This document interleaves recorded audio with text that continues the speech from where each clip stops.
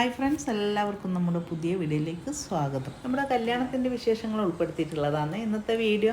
അപ്പോൾ കല്യാണത്തിൻ്റെ തലേ ദിവസം രാത്രിയിൽ 2 കൈയിലും മൈലാഞ്ചി ഇടുന്നതാണ്. അപ്പോൾ 2 കൈയിൻ്റെ പുറത്തും നിറയെ ഇട്ടാന്നിട്ടുണ്ട് മമ്മൂസിൻ്റെ ഉള്ളു. ഒരു കൈയിൻ്റെ ഉള്ളിൽ മാത്രമേ ഇടാൻ വേണ്ടിയിട്ട് നേരം കിട്ടിയിട്ടുള്ളൂ. അപ്പോഴത്തേക്ക് തന്നെ പാതിര ആയതുകൊണ്ട് പിന്നെ ആ പണി അവിടെ നിർത്തിവെച്ച് പിറ്റേ ദിവസം പുലർച്ചെയാണ് ഇത് റിമൂവ് ചെയ്യുന്നത്. അപ്പോൾ അത്യാവശ്യം കളറുണ്ട്, എന്നാലും ചില സമയത്ത് മൈലാഞ്ചി ഇട്ട് കഴിഞ്ഞാൽ ഒരു ഓറഞ്ച് ഷെയ്ഡാണ് റിമൂവ് ചെയ്യുന്ന സമയത്ത് ഉണ്ടാകുക. ഇത് അത്യാവശ്യം കളറുണ്ട്, എന്നാലും ഇന്ന് വൈകുന്നേരം ആകുമ്പോഴത്തേക്ക് കൈ നല്ല ഡാർക്ക് സ്റ്റെയിൻ ആയിട്ടുണ്ടാവും. ബിഗ് ബി പോലെയുള്ള കെമിക്കൽ അടങ്ങിയിട്ടുള്ള കോൺ ഇടുമ്പോൾ എല്ലാം ഓർഗാനിക് കോൺ പെട്ടെന്ന് കളർ വരില്ല.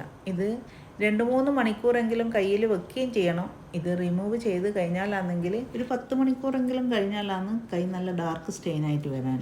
അപ്പോൾ നമ്മളൊരു ഫംഗ്ഷന് വേണ്ടിയിട്ട് മെഹന്തി ഇടുമ്പോൾ ഫംഗ്ഷൻ്റെ 2 ദിവസം മുമ്പ് മെഹന്തി ഇടുന്നതാണ് നല്ലത്. എന്നാൽ ഫംഗ്ഷൻ്റെ അന്ന് കൈ നല്ല ഡാർക്ക് സ്റ്റെയിൻ ആയിട്ട് നല്ല അടിപൊളിയായിട്ടുണ്ടാവും. പക്ഷേ ഒരു കാര്യമുണ്ട്, ഇത് ഓർഗാനിക് ആയതുകൊണ്ട് തന്നെ ഇത് ഇട്ട് കഴിഞ്ഞിട്ട് കൂടുതൽ വെള്ളത്തിലും സോപ്പിലും കളിച്ച് കഴിഞ്ഞാൽ പെട്ടെന്ന് കളറ് മങ്ങിപ്പോവും.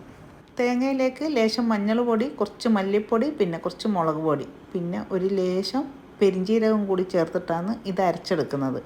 ഇത് മുട്ട ആണം വെച്ച കറി വെക്കാനുള്ള അരപ്പാണ്. രാവിലത്തെ ബ്രേക്ക്ഫാസ്റ്റിന് വേണ്ടിയിട്ട് ചപ്പാത്തിയാണ് ഉണ്ടാക്കുന്നത്. അപ്പോൾ ചപ്പാത്തിക്ക് നല്ലൊരു കോമ്പിനേഷൻ ആയിട്ടുള്ള ഒരു കറിയാണിത്.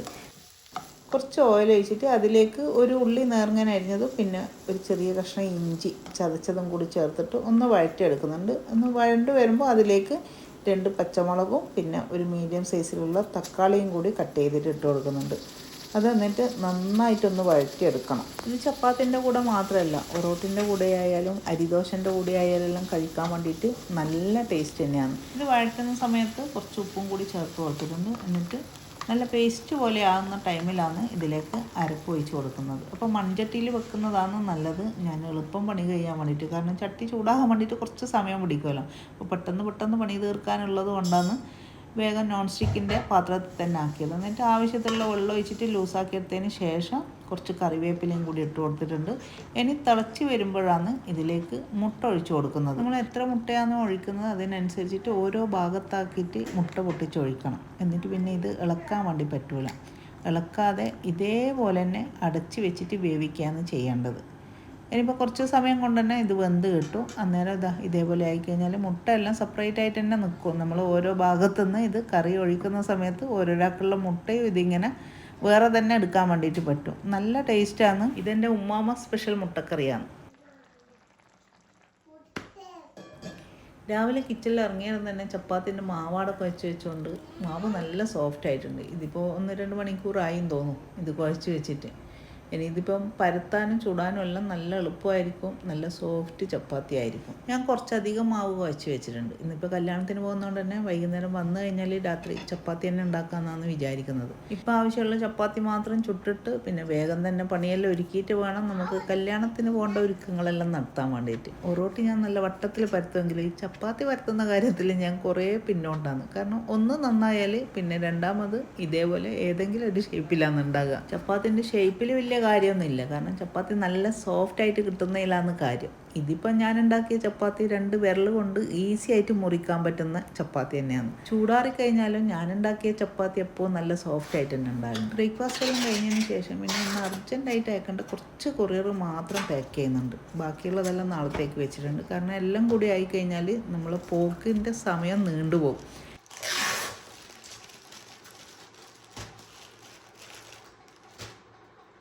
എല്ലാം കഴിഞ്ഞ് ഒരു 12:30 മണിയോട് കൂടിയിട്ട് നമ്മളെല്ലാവരും പോകാൻ ഇറങ്ങിയിട്ടുണ്ട്. ഇതിപ്പോൾ എൻ്റെ കയ്യിൽ മൈലാഞ്ചി ഇത്രയും കളർ വന്നിട്ടുണ്ട്. കയ്യിൽ ഇനിയും നല്ല കളർ വരാനുണ്ട്. അതിന് ടൈം എടുക്കും. അപ്പോഴത്തേക്ക് കല്യാണം കഴിയുകയും ചെയ്യും. അപ്പോൾ പിന്നെയുള്ളത് ഫോട്ടോഷൂട്ടാണ്. എന്തായാലും നല്ല ഡ്രസ്സെല്ലാം ഇട്ടിട്ട് പോകാൻ ഇറങ്ങിക്കഴിഞ്ഞാൽ എന്തായാലും ഒരു ഫോട്ടോ എടുക്കണമല്ലോ. അപ്പോൾ ഫോട്ടോ എടുക്കാൻ തുടങ്ങിയാൽ പിന്നെ നൃത്തം ശരിയായില്ല, നോട്ടം ശരിയായില്ല, ചിരി ശരിയായില്ല എന്നെല്ലാം പറഞ്ഞിട്ട് കുറേ റീടേക്കെല്ലാം വേണ്ടി വരും. അതെല്ലാം കഴിഞ്ഞിട്ടാണ് നമ്മൾ കല്യാണത്തിന് പോകുന്നത്. ഇത് മമ്മാങ്കുന്ന് പാലത്തിൻ്റെ മേലയിലൂടെയാണ് ഇപ്പം നമ്മൾ പോകുന്നത്.